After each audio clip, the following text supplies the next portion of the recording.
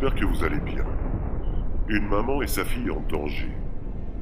Il ne tient qu'à vous, suivant vos valeurs, de décider ou pas de consacrer quelques minutes de votre vie afin d'en prendre connaissance et ainsi de vous rendre compte de l'importance de cette horreur et de décider d'en informer les autres.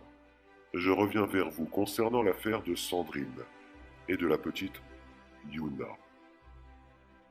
Je suis tombé sur sa chaîne YouTube et sur 3 de ses vidéos où elle ose expliquer le déroulé de son histoire.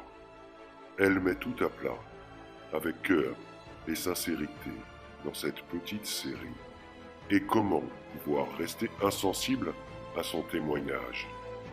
C'est juste une histoire de fou, une histoire de dingue, une histoire d'événements qui n'ont eu de cesse de s'amplifier et d'empirer avec le temps.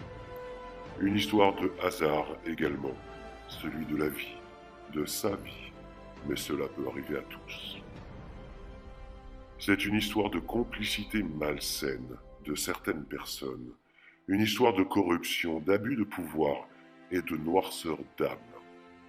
Il n'est possible de le comprendre qu'en découvrant les 3 témoignages laissés en vidéo par Sandrine, où elle explique l'enfer qu'elle a vécu et rentre réellement dans les détails, et des détails qui ne peuvent que gêner au plus haut point et au plus haut niveau, ce qui explique sans problème l'acharnement qu'elle subit. Cette maman est clairement en danger et je pèse mes mots.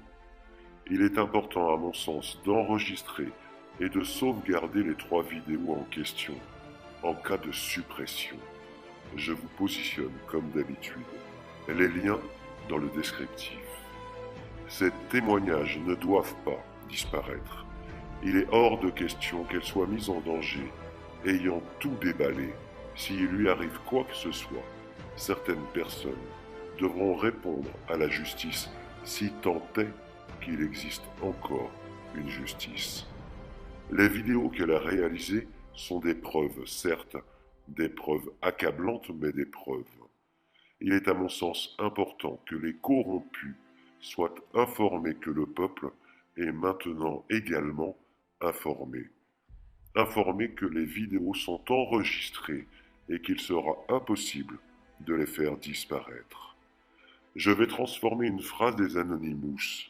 Nous, le peuple, nous sommes légion.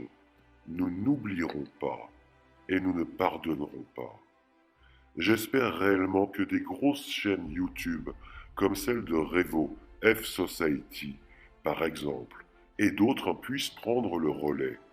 Je ne me fais pas non plus d'illusions pour beaucoup d'autres qui préfèrent continuer de parler inlassablement d'autres sujets avec plus ou moins de sincérité et qui leur permettent, par la même occasion, des vues ou encore de glaner des euros via leur Tipeee, PayPal et autres.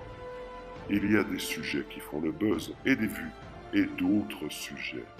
Une fois de plus, à chacun ses valeurs. En tout cas, à tous ceux qui ont peur de vivre l'enfer bientôt, ouvrez les yeux. Certains le vivent déjà et depuis trop longtemps. Et l'indifférence, votre indifférence, n'aidera pas toutes ces victimes qui subissent toutes ces horreurs. Il ne tient qu'à vous de taper du poing sur la table et de dire « stop ». Je suis bien conscient que la pédocriminalité et les placements abusifs ne sont pas dans les priorités de beaucoup, et ce, pour de multiples raisons, mais d'ignorer ce sujet ou de se mettre la tête dans le sable comme des autruches ne pourra en rien aider les victimes.